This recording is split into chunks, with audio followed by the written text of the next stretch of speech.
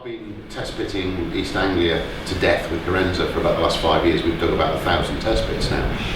And you can never tell. Sometimes you'll get perfectly preserved Roman remains 20 centimetres down. Sometimes you'll get a metre 20 of Victorian topsoil.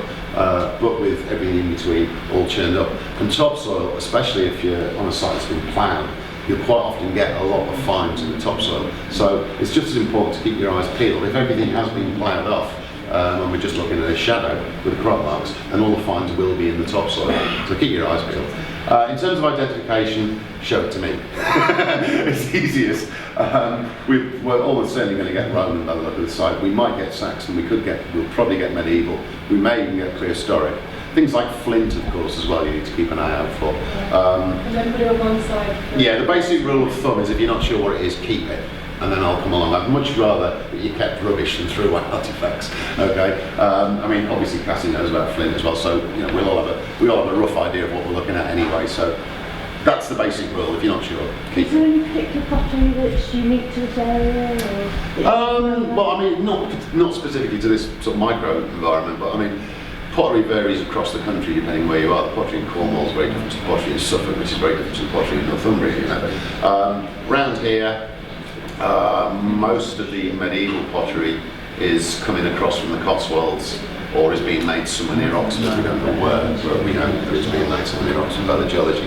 The Roman pottery probably comes from all over the place, as Roman pottery often does. Prehistoric pottery will be all local manufacture. Saxon pottery, again, will be fairly local manufacture. There's some of it that does travel, and again, some of it we just don't know where it's made. There's a particular type of late Saxon pottery you get in this part of the world. You find it in Belt all the way from Worcester to Suffolk. So there's probably numerous sources for it. So, Paul, one of the things that happens that we've had a lot of on the site that Tim and Carl have been dealing. People send in a picture of a find with "What is this?" written on it. What is much more helpful from your point of view? What do we'll have guys on Facebook watching this. okay. What kind of information is more useful than just a picture with "What is this?" written on it? Well, things where it's from in the country is a big help. I mean, if someone could date it. I mean, the problem is photographs can sometimes be really quite difficult. In this part of the world and in Northamptonshire, Bedfordshire and Cambridgeshire, you get pottery with shell in it. Now the thing is with shell tempered pottery, it can be Iron Age, Roman, Middle Saxon, Late Saxon or medieval. So you need more than just a piece of shelly pottery. You need as many views of it as possible, some idea of where it's from. And a scale is always helpful. Map reference, scale. It doesn't have to be an exact map reference, just near the village of will do.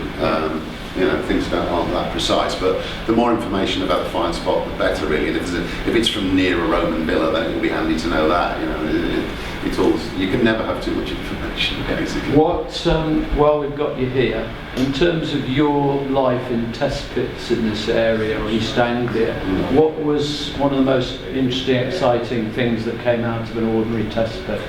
Dug by, my favourite one was probably, we were just outside of Saxon Church, somewhere in darkest Suffolk, I can't remember where, and the kids were down about 80 centimetres. When you say kids, you mean 14-year-olds or whatever, scraping away, and this big brown stone appeared, and they kept scratching at the big brown stone, and cleaned out one side, and then realised that the big brown stone had an eye socket and teeth. And it turned out to be a Saxon grave we got at the bottom of the test pit. So you can get, we've had human remains from 3 test pits out of 1,000, so that'll give you some idea of the odds of actually finding human remains, and you normally need to be near a church. But if we're near a villa, then there's every chance there could be a little cemetery kicking around. I believe villas had cemeteries attached to them often, did they? I don't know, it's Rome. But I mean, virtually, anything. We had a complete V12 tractor engine in the bottom of the test pit once as well. That stayed there, needless to say. Cannonball, yeah, I've had pieces of prehistoric pottery that big, 20 centimetres from the surface. My favourite was, again, another favourite, was we were test pitting a village and the local infant school were having a go as well. They said, will you go and have a look at the infant school? So we went over just to check out and say hello. There was basically this crater full of sort of bug-eyed, hyperactive, overexcited children all aged about 8, dirt flying in all directions. Oh God, what don't he said, we haven't found much really, just this, and handed me a piece of Neolithic pottery the side of a hand, you know, like, what?